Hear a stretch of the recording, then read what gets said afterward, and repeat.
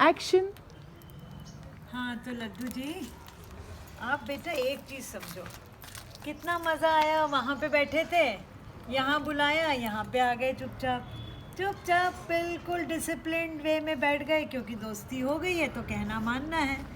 लेकिन on the contrary, जब हम घरों में बड़े ब्रीड डॉग्स पालते हैं तो इनिशियली उत्साहपूर्वक हम ले आते हैं। कई जगह पे बच्चों की डिमांड होती है कि बच्चों को पप रखना है या डॉग रखना है। अब मुझे तुम एक बात बताओ, क्या वो रखना इतना आसान होता है? इधर देखो। आज 15 साल का कमिटमेंट हम आपके साथ भली भांति पूरा कर सकते हैं फॉर द ओनली रीज़न कि आप पर्सनली किसी को लोड नहीं दे रहे हो।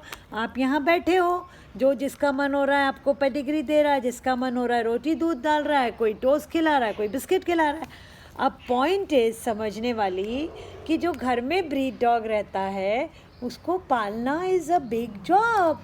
सबसे पहले उसको एक्लिमेटाइज करना, वो उसको एडजस्ट करना इंडियन क्लाइमेट से।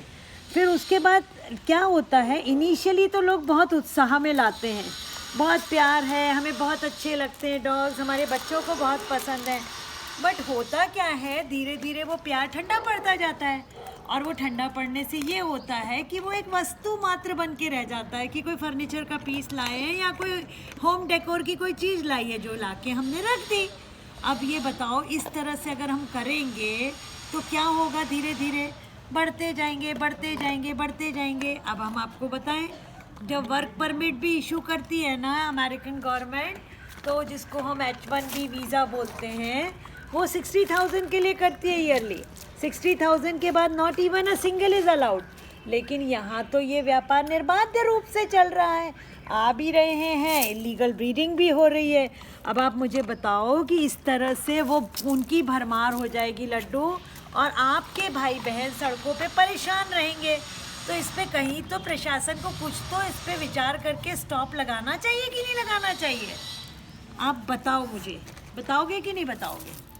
हैं, बताओ ज़रा, अच्छे से बताओ, मुझे इसका जवाब चाहिए। अब प्रशासन से दिलवाओ, कुछ भी करो।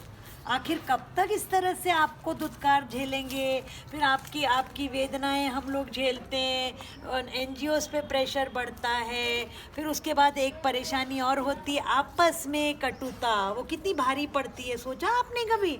अब ये सब चीज़ों पे किसी ना किसी को किसी ना किसी पॉइंट ऑफ टाइम पे विचार करके कुछ ना कुछ तो निकालना पड़ेगा। तो प्रशासन से फिर एक बार अनुरोध है कि इस विषय की गंभीरता को समझते हुए इसके लिए जो कुछ सुझाया जा रहा है उस पर एक बार स्वस्थ चर्चा करके अपने फैसले लें। जय हिंद, जय भारत। जय भारत।